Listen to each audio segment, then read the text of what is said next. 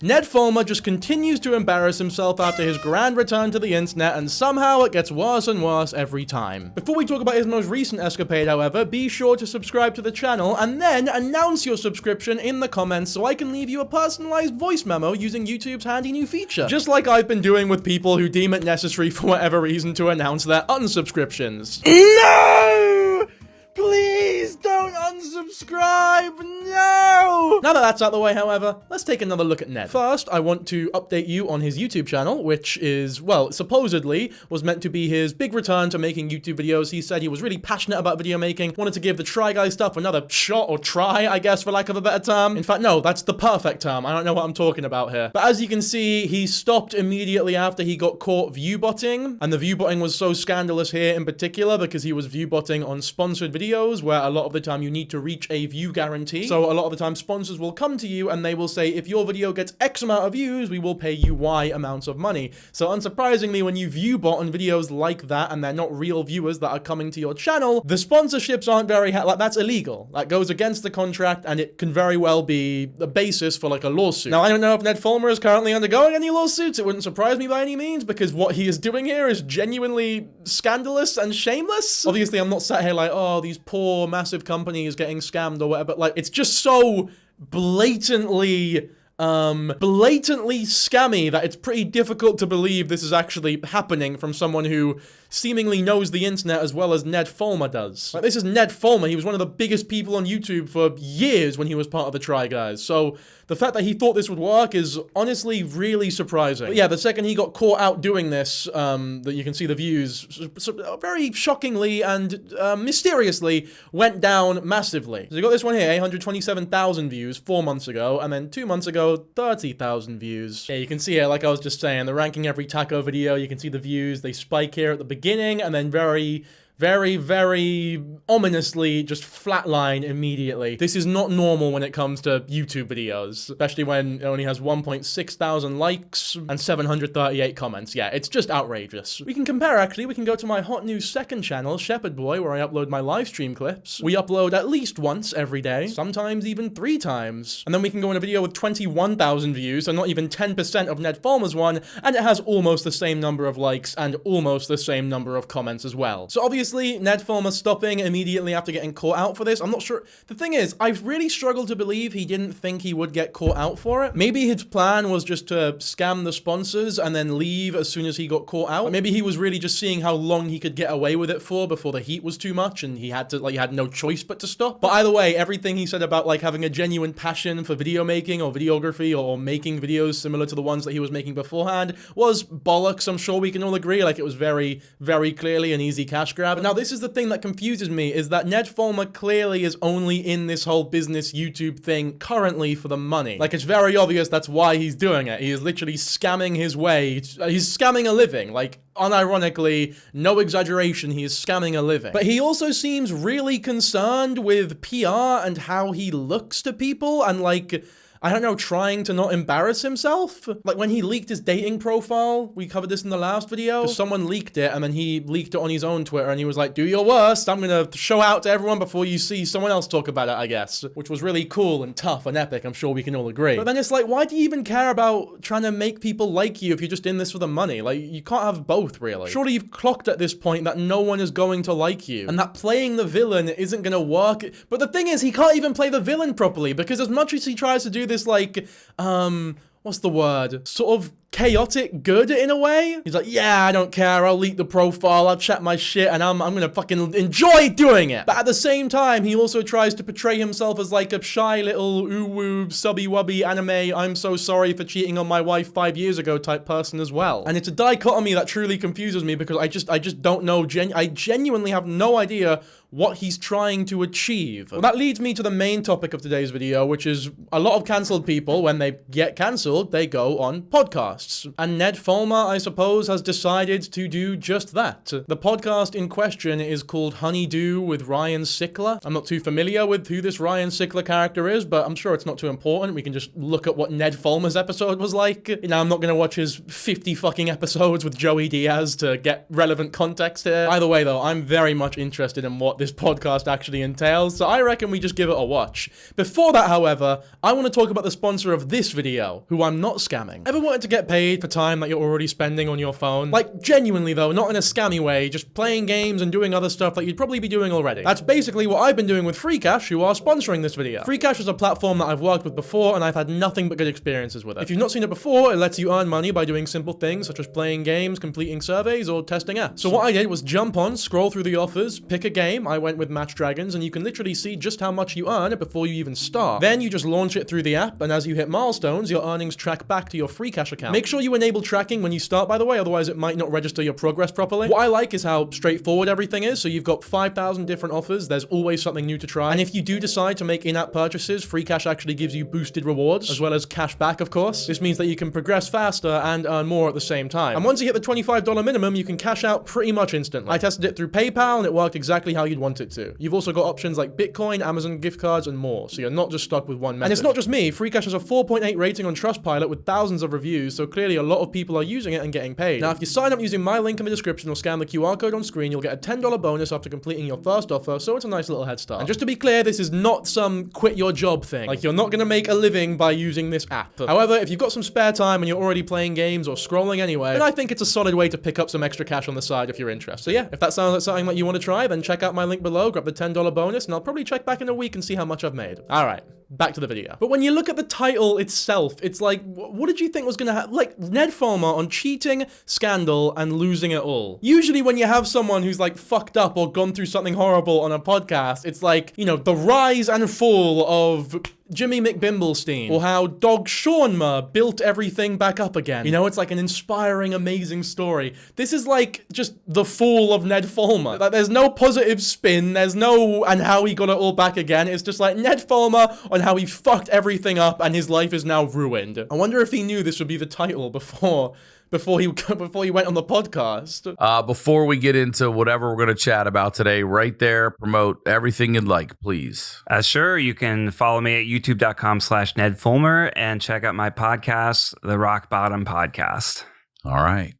Well, we met today. We did. I've read a little history about you, and as I said... No one's doing that, Ned. I'm sorry. No one's going to check out your YouTube. No one's going to check out your Rock Bottom... How's your Rock Bottom podcast doing, in fact? Let's have a look. It's so funny that he actually called it Rock Bottom, by the way. It's actually hilarious. Yeah, not doing too well, but I'm sure everyone that he has on is lovely. He's not even that active, though. He uploads like once a month. What is your Enneagram type? What the fuck is that? The first thing I've seen when I looked up Enneagram or personality is it is a pseudo-scientific model of the human psyche. So has he just got another scammer on this? He's just got another scammer on this podcast. There's a comment here as well. I think they misspelled sad, but it's okay. Well, we can cut him some slack. Maybe English isn't their first language. The stuff I read on the internet is true because we had Kevin Neal, and I said, hey man, I read that you had a brother who was murdered at 12, and he's like, that's not fucking true.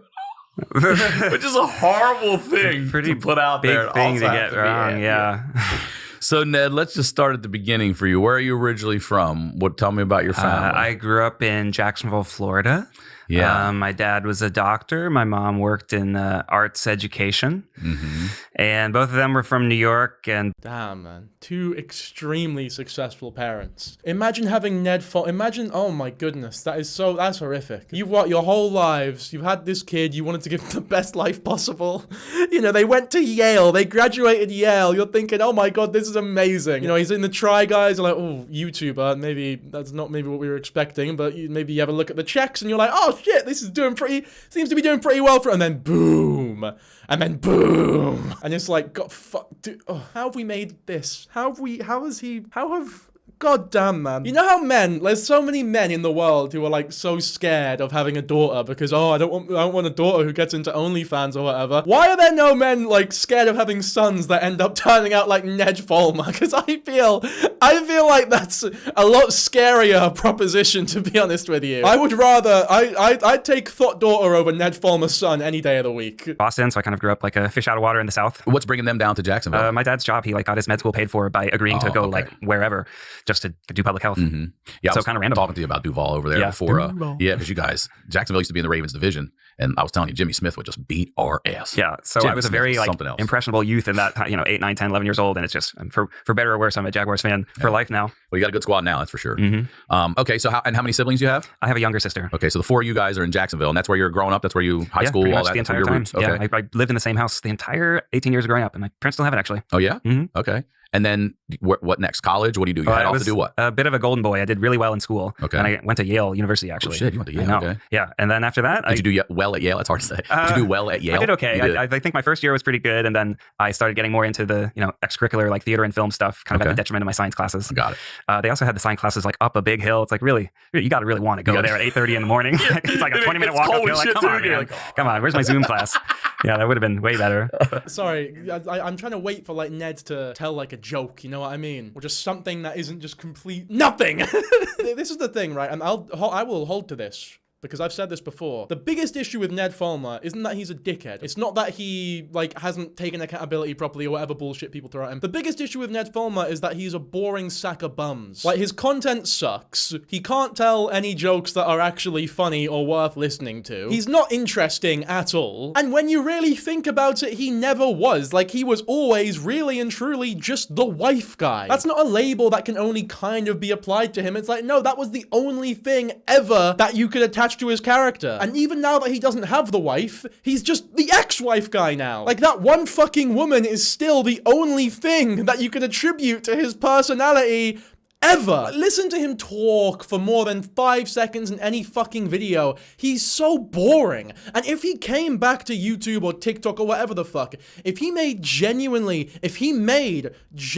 good, funny content that was watchable and entertaining, I don't think people would hold him to this horrible standard that they are currently. Like, I genuinely believe that if he came back and made amazing videos, people would be able to look past the fact that he cheated on his wife all those years ago. As much as what he did was horrible and fucked up, I think people would be able to look past it if the content was good, he was entertaining, he had more charisma, but he just doesn't have the sauce, man. Like, he's completely sauceless. He's like a roast dinner without any fucking gravy. It's like, what use is it at that point? Or an English breakfast with no baked beans. Just dry. Entertainment industry and wanted to do comedy, write comedy, and I had a mentor that said, hey, instead of moving to LA right away, get involved in YouTube stuff. If you want to move to Chicago, like, move there first. You're never going to go to LA and then Chicago. You're probably going to go to Chicago and then LA. So I lived in Chicago for about 5 years after graduating, doing a bunch of live shows. And yeah, that mentor knew that he wasn't funny. That mentor was he had an inkling. He was like, all right, he wants to do comedy. Maybe try YouTube. Maybe try getting into YouTube stuff where, like, you're not really the main character and you're in a group of people who are infinitely more charismatic and entertaining than you, perhaps. I personally, as great as you are at comedy, I personally just don't think that's your lane. This mentor was sugarcoating the fact that Ned Fulmer is the unfunniest prick on the fucking internet. Started getting involved in making YouTube videos. So were you doing stand-up, improv, a bit mostly of all of it? Improv and sketch. Yeah, Chicago is the improv. Yeah, for sure. Yeah, were you doing like IO West or Second City? Yeah, all that Second stuff? City, the Okay. Annoyance. I say West because that's out here, but IO.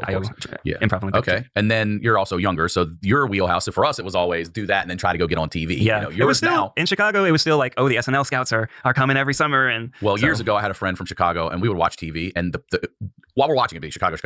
But then the fucking commercials would come on and then she would go, Chicago.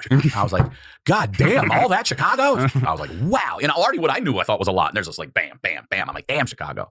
But also you've got is this the early part of the YouTube starting to get in? So you've got college, that option. It's not 2009. just TV. You also have this newer thing over here. Yeah, Okay. I remember very distinctly like making this sitcom on campus, and then as a experiment, I split it up in parts and put it on YouTube. And when we screened it on campus, it's like, oh my god, wow, 200 people are here watching this show. And then when we put it on YouTube, it's like, whoa, 20,000 people watched this clip. Like it was just this. Damn, and now he's back to 200 people watching his show. It all comes full circle. It's actually kind of beautiful when you look at it that way. Don't worry, Ned, I believe in you. One day you'll get to 2 people watching the show. Real shock of what these online numbers were like. And People how are going to tell me to let you talk, but I got to ask you one more question. At this time in Yale, are you hearing anything about this? Are they teaching you or educating you about the YouTube or any podcasting or anything back then? Oh, not really. No. It was all geared towards traditional entertainment. Maybe. Is it too like low, brow for Yale to have a podcast course? A podcast course? I'm sure they do. They have all sorts of stuff. I remember when I was just back for a reunion, they had a new like tech startup area. So that wasn't there in 2000. All right. A podcast course would, oh my god, that would attract the worst fucking human beings imaginable. You walk into the podcast course, it genuinely would just be a bunch of Ned Fulmers. Just be a bunch of like boring white blokes who think that they're way more interesting and funny than they actually are. It's just a room full of, bro, we should start a podcast bros. They're all sat there with their AT 2020s, which by the way, I believe that if you sell an AT 2020 to a straight white guy ever, then you deserve to be criminally punished for it. That should be treated on the same level as like serving alcohol or selling a gun to a minor without proper documentation. And so I know you guys did couple stuff together and you were working as a married couple in your content together, not separately. You would work together. Yeah, it's early on. I think in one of the very first Try Guys videos, I make some reference to like, oh, I have to leave the shoot early because I have a date night with my wife. And then it became this catchphrase of like, my wife, my wife, my wife. And then we'd like lean into it and like make more jokes about it. But then it really became. It wasn't a joke. It wasn't a joke. That's all there ever was to Ned. Like when you listen to him now that he doesn't have the wife, there's nothing interesting about him, man. There's nothing interesting about him. Like he was only ever interesting as a person when he was doing the podcast with his wife and everyone was laughing at him. That podcast was only interesting because his ex-wife was there. Whenever he's acting seriously, he does this really like fake, really shitty Samba voice and it's disgusting to listen to. He's not really doing it in this podcast, which is nice, to be fair. I do appreciate that. Now he's like doing a fake jovial type voice instead. I really do think it's fake. Like, I don't know. It's just not very. It's just shit, really. Like, this podcast sucks, doesn't it? Something that I was known for. And when I looked at what I was posting on social media, the stuff like as a couple or being like all cutesy, like would get way more engagement than stuff with just me or just doing whatever. So I just did more of it. So as a content creator, as working in the public eye and stuff, as a married couple together, did you find it difficult to did you ever just go to fucking dinner to go to dinner, or do you always fucking doing something with the phone or a camera or whatever? And like, where do you guys try to draw that line so it's not so blurred where you can have something for you guys that isn't for every fucking one else? I don't think we drew that line very well. I mean, I think we had pretty blurry boundaries. Eventually, we started to like taper off the types of stuff we would feature our kids in as they started becoming less of a baby and more of a toddler. But, in general, like I always felt this like pressure to post and to show, the more like rosy side of my relationship and family. And yeah, see, I really genuinely do believe that pressure wouldn't have existed if Ned could stand on his own 2 feet, but he couldn't. Like, he released a cookbook. I think that was in collaboration with his wife. He had a podcast with his wife called like Baby Steps or something. Every video he was talking about his wife. It was genuinely like it was the only thing he had going for him. So I feel like he's acting as though it's the fault of the internet, or like the pressures of internet stardom that he has to show his wife constantly. When I don't know, he really didn't. He really didn't. Like, you know how many YouTubers don't need to show their wives or girlfriends, or I don't know, just YouTubers who are single, for example. It's not as though having an interesting wife is like a prerequisite, like a required thing in order to become a successful influencer or YouTuber or part of the Try Guys. Bro, if you had to have an interesting wife to be part of the Try Guys, Eugene would be fucked. So are you comfortable? I said to you out there before we recorded, you were, I guess, caught cheating in a public way. Is that accurate? Is that right? Yeah. Are you comfortable telling us what happened and how that went down? Sure. It's a pretty well-known story, so there's nothing to hide, really. Okay, fair enough. As I said, I ask everyone if it's true or not and how, because I'm sure everything that's online about this isn't also 100% well, that's true. Yeah, for sure. So I'd like to hear it from you. I was having an affair with my producer, who was employee of the production company that I owned and operated.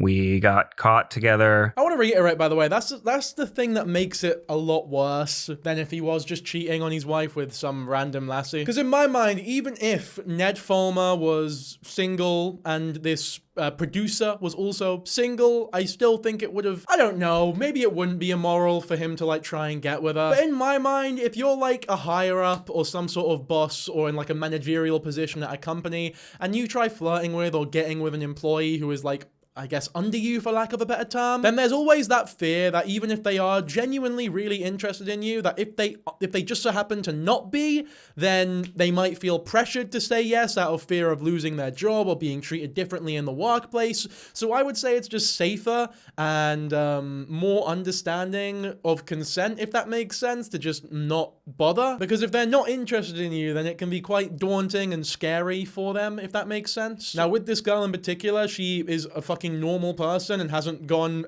incredibly public with it like Ned has. She hasn't done like this whole apology tour or gone on a podcast with her husband or ex-husband. I'm not sure what the situation is there. But the thing is, that's kind of how it's meant to be. Like, I shouldn't need to know the ins and outs of this girl's life. But either way, I'm just saying, like, I don't know if she genuinely was scared that she would lose her position or be treated differently. I'm not sure if she was like completely willing and amicable to be in this relationship with Ned, or like affair, I guess. But either which way, I think that bosses getting with employees is always dodgy. Maybe not always, but almost always. Yeah, I'll say almost always. I'm sure there are exceptions, but yeah, most of the time I think it's dodgy. Or at the very least, risks being very dodgy. You know, making out on a dance floor after a Harry Styles concert.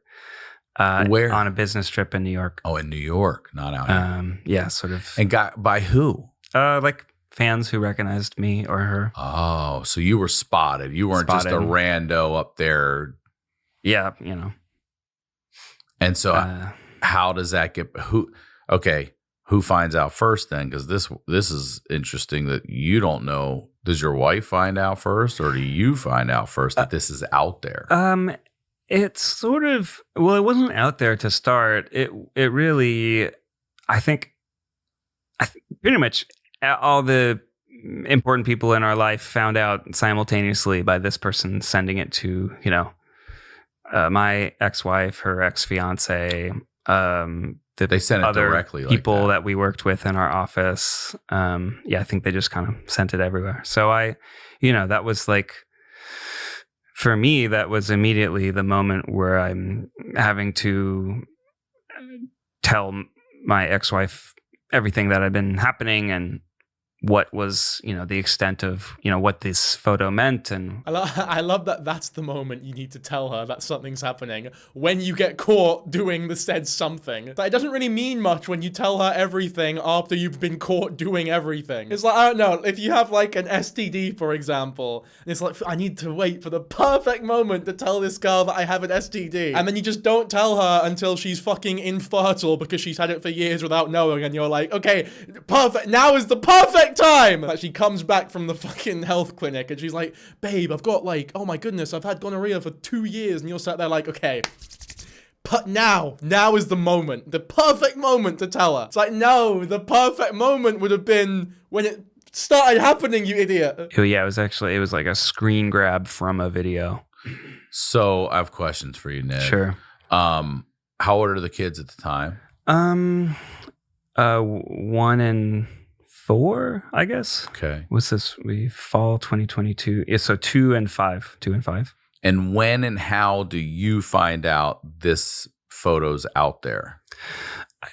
I like the next day? Is it that same night? The first thing was Ariel, my ex-wife, forwarded me an email of somebody like sending like a DM through an email, just like describing how they saw us, and that night.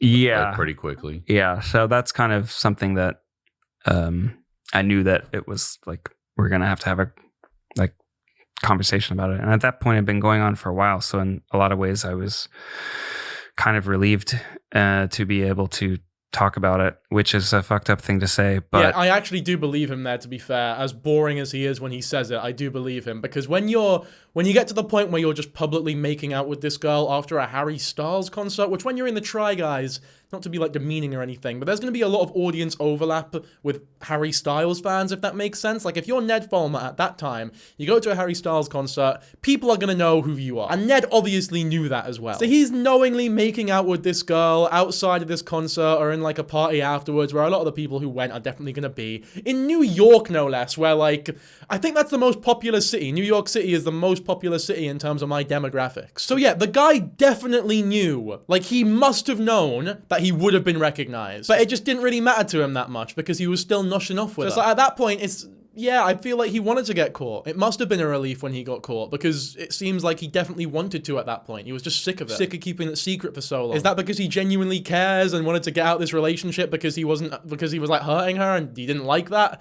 I don't think so. I think it was probably just because he got fucking sick of hiding it and it was really annoying, if that makes sense. I just like can't bring myself to believe there was any sort of virtuous reasoning as to why he was so uncaring about the publicity of this video. I can only really bring myself to believe it was for selfish reasons because it would make his life easier, if that makes sense. Which I know sounds ridiculous. Like, how is this going to make his life easier? But first of all, I'm sure he did not expect this to be coming. I'm sure he expected to still be a part of the Try Guys. No big deal. Move on. He's just cheating on your wife. So many influencers do it. Fucking which obviously would still be bad, but I honestly think he would have preferred that to trying to keep it secret for as many years as he did. Because fuck, man, imagine how soul-crushing that would be. I mean, obviously I wouldn't know, but like, I couldn't even imagine. It would be, that'd be horrible. Like, you have to be some kind of fucking fucked up sociopath to actually be able to endure or do that sort of thing for years on end and genuinely feel nothing whilst doing it. I sometimes think subconsciously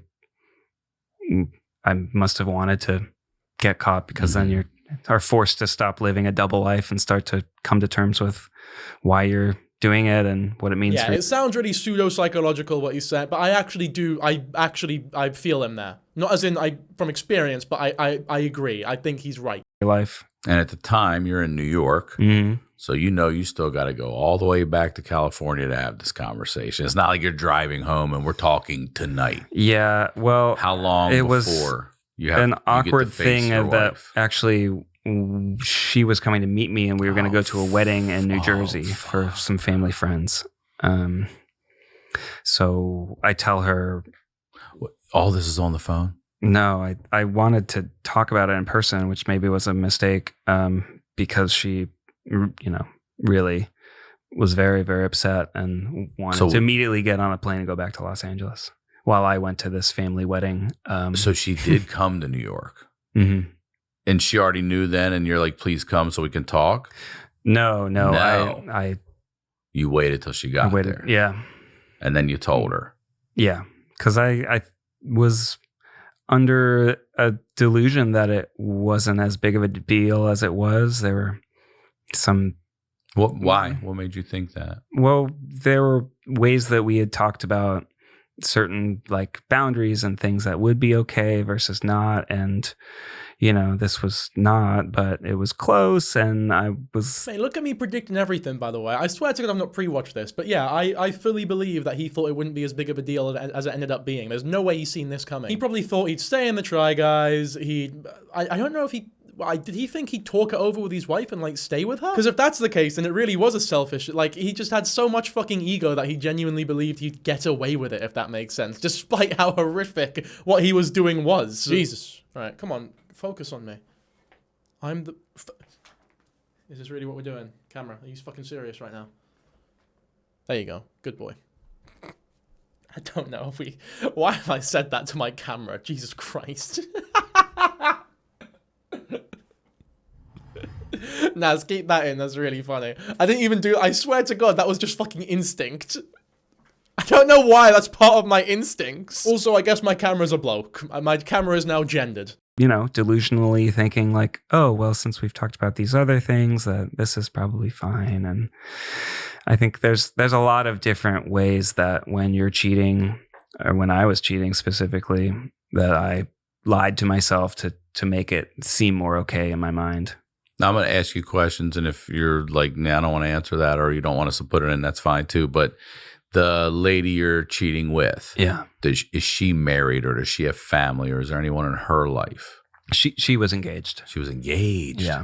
And part of what was so destructive is her fiance actually caught us like early on, and then we stopped for a while, and then he didn't tell your wife. No. Holy shit. That's insane. Wait, so did this guy know Ned's wife? Because if he knew her, I guess knowing her is one thing, but if they were like friends and they hung out as a four and he didn't tell her, that's fucked up from this guy. That's really bad on his end as well. Like, he should have told her. I've had this conversation with the boys before, and like when I was in a relationship, I asked my pals, every single one of them without hesitation was like, yeah, if you cheated, she would know minute one. Like, I wouldn't even consult you first. It's like, I'm immediately telling her. And they weren't even like friends with her, by the way. I could not, this is blowing my mind a little bit, actually. Like, Jesus Christ. Pretty much right at the beginning. When you say caught you, how did he catch you? I think he probably caught him red-handed creeping with the girl next door. They were also probably both butt naked banging on the bathroom floor. To be fair, they should have remembered that they gave him an extra key. And did he call you or confront you? Yep. What did he say? I don't. Did he show... Was it to your face, or did he call? He called me. And did he already know you? Were you friendly? Sort of. And was she friendly with your wife? You guys knew? We had even worked together back at BuzzFeed, so we'd known each other for the better part of, 8 years or so. Oh, they were what?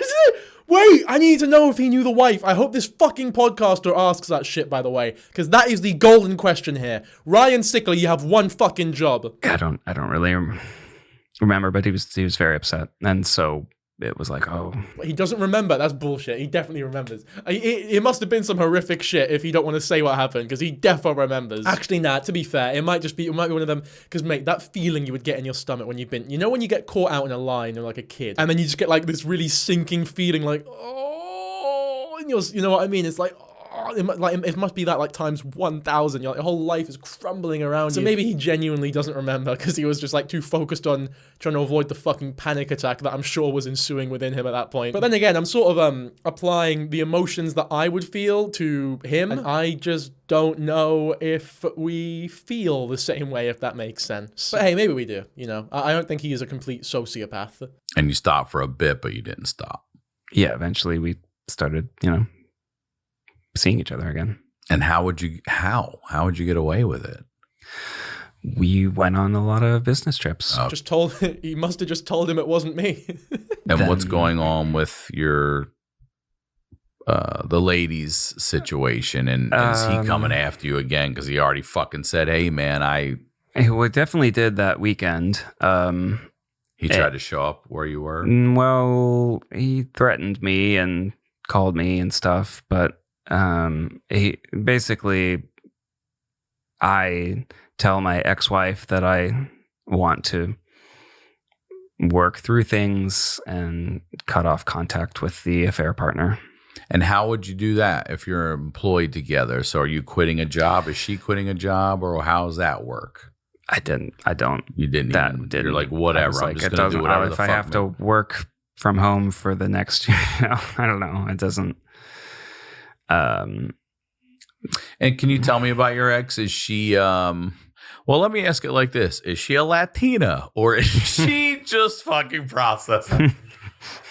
You know what I'm saying? Are you having anything thrown at you? Are you in danger of being stabbed? You know what I'm saying? Or this is the most uncomfortable laughter that I've ever heard in my life. That is not laughter. That's like the comparison that's just come to my head. I don't know. It's far enough into the video, so I don't know if this is like, most of you won't see this, to be fair. Most of you have clicked off already by now, statistically. But I'm going to replay that bit, right? It does not sound like a laugh. It sounds like, you know what? No, I'm not even gonna go there. I'm not gonna replay it either. I'm not doing nothing. I'm not doing anything. I was sat like this for about a minute straight, just pondering whether or not it was not doing it. We're gonna move on. Also, I don't know. I feel that's a bit of an off-putting question for Rick Sickler to ask there, or Ryan Sickler. Sorry, I'm not too familiar with these people. Is that like a notorious thing in Latino and Latina culture over in America? Obviously, in the UK, we don't have many Latinos, so it's different. I'm not as clued up on the culture or the stereotypes. Are they like, are Latina girls known for being very violent or assertive? And is that like an offensive stereotype, or is it like a funny one? I wonder if Ryan Sickler's wife is Latina. Oh no, her name's Brittany Daniel. There's no Spanish there, or anything Spanish adjacent even. I don't want to make her now try to look like it, but I'm saying her reaction, whatever's justified, but is she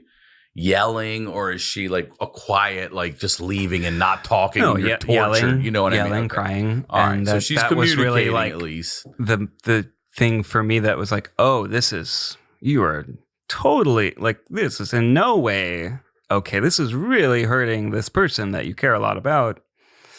And obviously you're married and you have children, so you fought in things before naturally, normally, but this is something you're seeing a whole new, like, oh, fuck. Yeah. Okay, so you want to try to work it out. Does she? At first, does she? Because you did say your ex.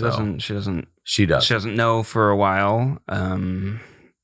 I think it took us the better part of 2 years to really decide whether we were. Holy shit, 2 years? That's crazy talk. To be fair, I do remember after the allegations. I remember after it got exposed, there were like videos, paparazzi filming like him and his, I guess, wife at the time walking hand in hand to like cars and shit. And they were like, you gonna work it out? And he's like, yeah, we're gonna work it out, man. It was all good. We're working through it. No bother. Powering through it. Plugging along. Everything's fucking Gucci. Everything's peaches and ice cream and pockets of posies and dancing dildos. Very publicly get fired from my job, and that kind of creates this it wasn't shitstorm of this whole time we're talking about right now wasn't public and wasn't. No. It was I thought immediately it did. I'm sorry. Most people do, but it was about a month. Okay. Or so. And but because you get fired, that's what propels the story into. Yeah, I started like getting cut out of content, and people are like, "Hey, that's weird," and then it kind of all blows up.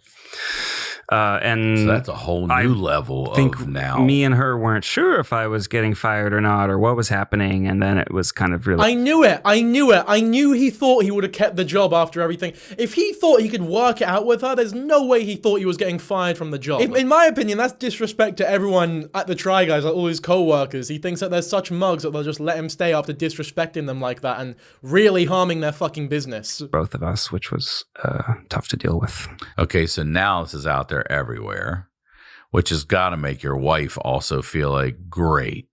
Yeah. Now the world fucking knows about this shit. Mate, his whole personality is being a victim, but it's so funny because he's a victim of himself. He's not even a victim. Calling him a victim, he's pathetic.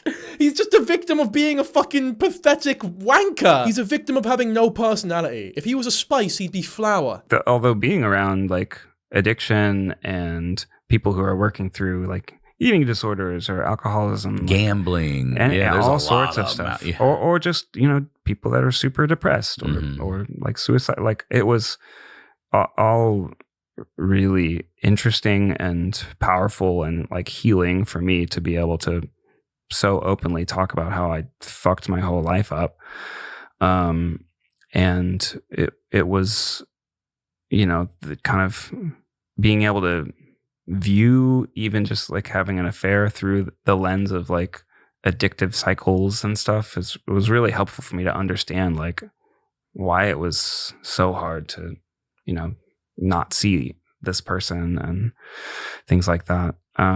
So it was a really, really helpful and really healing time. And there was such a shitstorm on the internet that like I just needed to completely like unplug from everything, so to actually be in a place. Yeah, to be fair, that really must have been rough. Like I sometimes lose my temper when I get like one negative comment like negative comments are fine, hateful comments are fine, but every now and then there'll be like one comment that points at something where I'm like, you little fucking bastard, or like, you're so fucking dumb, it's actually annoying me a little bit. And that'll just be one comment that's like, oh yeah, it just like stings. I could not fuck it. I know I said I couldn't imagine a lot of things, but holy fuck, I could not even begin to fathom what it must have been like for Ned in that moment. Not even in that moment, for like all of those years, even right now, in fact. Like, Jesus Christ, dude. Me really trying to put myself in that situation, it's like, God, it's traumatic just thinking about it. I don't know if sympathy is the right word, because it's not like I feel necessarily very sorry for him, but I think it's worth pointing out just how shitty it must have felt. Maybe that's justice in a way. Yeah, because then it's like, you made your wife feel like shit, so have this, you clown. You know what I mean? Why do you think you cheated?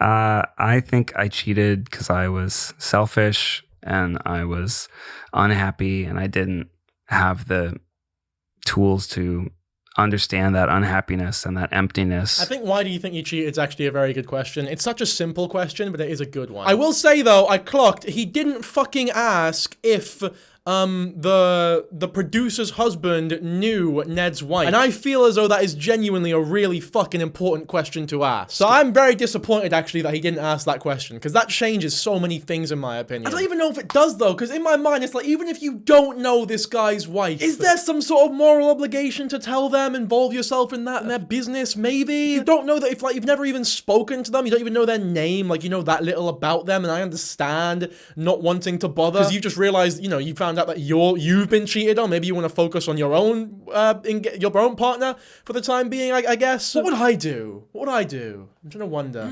I don't. It's such a foreign concept to me that it's actually quite difficult to put myself there. I think I probably would. I probably would tell them, especially if I'm friends with the guy who was cheating on my. Because he said they were co-workers. They worked together for like 8 years for BuzzFeed. So I think I would. I think I definitely would actually. I'd be interested to hear what you guys have to say about that though. 'Cause I feel like either it's going to be very different answers, or everyone's going to say that they would tell them. But it's definitely not going to lean towards keeping it secret, in my opinion, based on what I know about you guys. And now looking back on it, I think to myself, like, how can you really love someone if you're in this kind of, it's, you know, a relationship built on secrecy and sneaking around and not anything that's like kind of you're loud and proud about, or look at my wonderful partner. Yeah, she's so or amazing. it's just, you know, you don't have that grounding of what I think. I don't even know if this answer's legit though. Like, I believe Ned in some of the things that he's been saying, but I think the reason he was cheating is as simple as he had a wandering eye, he was a sleazeball, and he was bored of his current relationship maybe. Like, using all this psychological of, oh, I was very unhappy and I couldn't find the correct way to express it and my brain was being hijacked and all these chemicals. It's like, I think you're just a dickhead really. Like, it's one thing if you're being like abused and you're scared to leave the relationship and you find someone who's like amazing and great and you happen to cheat on your partner or something. That's like a legitimate reason for cheating. That doesn't make you a gigantic arsehole. Something like this, I don't know if I buy it. I just don't know if I buy it. Feeling good about my life for the first time in a while, but it doesn't, that's like kind of a temporary, like, now afterwards in like rebuilding those pieces of my life, I've kind of had to just build that from the inside out without any kind of external connection to do that. But yeah, I mean, I think that my whole life I did everything that was expected of me and had all this achievement and success. And then you look back one day and you feel super empty about everything. And you're like, what else is there in life? That was the shittest, most fake deep. I'm like that. What was that answer? That was horrible, brother. That was so shit. Like, was that meant to be like meaningful or insightful or something? I don't even think he was being honest with himself there. That was just he did that fake somber thing with his voice that he always does in the videos that I was talking about earlier, by the way. So he's broken the streak there. I'm back to being annoyed again. Like, for example, maybe her dad was like, hey, look, you're the father of these kids and blah, blah. I don't know. I'm making that up, but I'm asking, is there anyone both ways? Anyone where you're like, man, I really thought I could, lean on this person even if I fucked up, and no, and the other way around?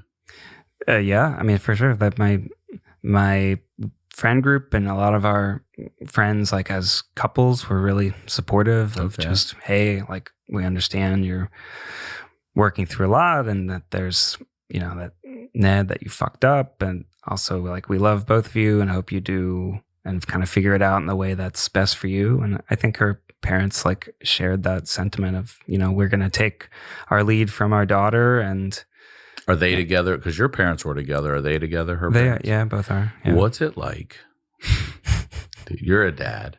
What's it like the first time you see her dad after all this? Yeah. Do you remember that? Not easy. Yeah, not easy. I apologized, and is that why you went over to see him, or are you seeing him at like something else? You're like, can I please have a conversation? I think we were all on a family trip to Big Bear together. Oh God, dude, in the same car and shit? No, but in the same house. And that's where you talked about it? Yeah. Once there was a moment where they were alone, I went to talk and apologize. Oh, was her mom and dad together you did this? It was, yeah. And how did that go? I think they accepted my apology and took their cues from their daughter.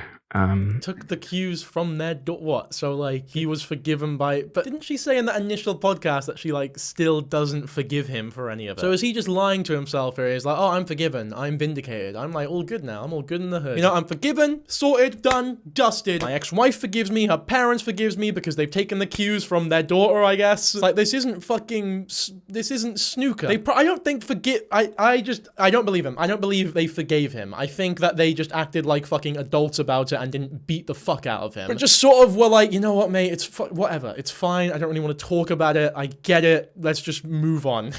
Like, we don't need to. It's a family trip. You got my grandkids. This is just something we'll need to move on from, right? That sounds like a much more accurate and, I guess, reasonable depiction of what might have happened. Because, yeah, in that podcast, Ned's ex-wife still says, no, I don't forgive you, like, to this day. So if they were taking the cues from their daughter, then they wouldn't have forgiven him. This is me being over-analytical, to be fair. But I don't believe him, yet again. A small family, right? Like, and then there were everyone out, like the public that had been following our story and our relationship. Then they felt a sense of betrayal as well, I'm sure. And there's a lot of pain all around. And I had to come to terms with the fact that I had caused it, and it was because I was selfish and like keeping secrets. How many times have we heard the same spiel from, like, surely you, like, for your own sake, Ned, just stop it. You don't need to do this anymore, man. You've embarrassed yourself enough. Unless you've got like some sort of humiliation kink, in which case, go right ahead. More power to you, in fact. I'm glad you're having a good time. But like, if you don't and you're a normal bloke, then there's no way you're having fun on these podcasts or whatever. It's not going to regain your reputation. It's not going to make you any more famous than you already are. There is literally no point going on this podcast. All you're doing is embarrassing yourself, and by proxy, like, fucking hell, your kids are gonna watch this shit one day. They probably won't, to be fair, but this will be out there. Fuck, his youngest son was 2 when he cheated. He's such a piece of shit. I always forget just how shitty what he did actually was. Because it's like, cheating's really bad, but fucking so many people do it online, unfortunately. But this guy had 2 kids, and it was with a producer, and he had already been caught once before, but it's like, oh, brother. Talk to me about the relief. I know you said even though it's fucked up, like, it's over. Yeah. The secret's out. You can let this go. Because do you think you would have ever told? I think for sure, because I was like, there were so many moments where I almost tell her or try to like tell her just. I don't think he ever would have told her. I think the only way that this got found out is if he just kept getting reckless, purposefully reckless, and making out with her in public and all this shit. And because I do genuinely stand by the fact that he wanted to get caught. Like, I don't doubt that at all. I think he wanted to get caught. He would have rather have been caught cheating on her than directly telling her that he cheated on her, in my opinion. I was losing my mind. I think. I mean, you've got 2 young kids, a wife, this job. I know this business is fast-paced, boom, boom, boom, boom, production. You're at a new company that's just taken off. Yeah, I'll bet you're fucking losing your shit. So there's a small part of you that's just like, okay, it's over.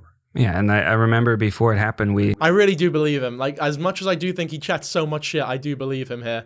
There must have been relief. As shitty as it must have felt, which I was talking about earlier, there must have been a lot of relief. Whether, if some of the people I've dated are E&M or in more that, like, poly type of circle. And that's like being a lot more upfront and transparent about what it is, where you're at and where they're at. I think it's been really healthy and helpful for me. I'm still not sure if that's like for me. I mean, that's there's only so many, like I'm a pretty involved dad, and that leaves like not that much time to date or whatever. So like some people are like, oh, I have 4 partners. I'm like, how? What? How do you do that? Involved dad. It's good. It's good that he's an involved dad. I've always said this. I'm really glad that and I really hope that they're being honest about the co-parenting thing working as well as it is. Because at the end of the day, the most important part of this story is the children, of course. Terms to do that now. I think we're a great team. Fuck, man, this is so boring. I don't give a fuck. This is the shittest podcast ever, man. I feel like we're watching some sort of interview, but like not an interview like a podcast interview. I'm talking like a job or like a psychiatric type interview.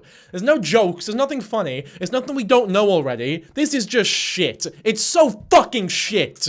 It's pissing me off how fucking bad this fucking podcast is, brother. Ryan Sickler, I don't know if this is what your usual podcasts are like, or if you've run out of ideas 381 episodes in, but fuck me. To be fair, based on the comments, people do not like this podcast. The comments about Ned are obvious, but holy, this was just a bad interview overall. First, what was that comment about Latinas? What the fuck? Second, if the host is going to ask a question, let the guest finish their thought before finishing the sentence for them. Third, the host was served an alley-oop to get the first-time scoop on Ned's whole firing from the Try Guys and how that actually went down, but he just didn't follow up with any of Ned's statements about that. That's so true. Maybe Ned didn't want to talk about it, which is fair enough, I guess. But he also didn't ask about Alex, with the girl's husband talking to Ned's wife. People really do not like the comment about the Latina, by the way, so I guess that's not like an acceptable or funny stereotype over in the States. I love all your content. This is a huge loss for me. This piece of shit shouldn't have a platform or be allowed to be platformed. Homie had a wife, beautiful children, and decided to destroy that because he felt like dipping into some strain. He showed zero remorse and has actively tried to stay relevant despite his own stupid mistakes.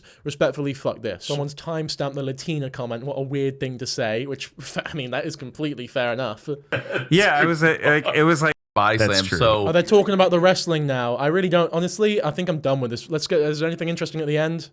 The Rock Bottom podcast. Okay, no, we're not doing that. It's over. We're done. I'm sick of this fucking podcast. Why have I got to open on 2 tabs? Jesus Christ, that is the last thing I want is to watch this again. And with that, we are finished. Thank you all very much for watching this video. If you enjoyed, be sure to like and subscribe, and I will catch you all in the next one. And don't forget to check out Free Cash or use my QR code or link below to enjoy a $10 bonus after your first offer. Thanks again,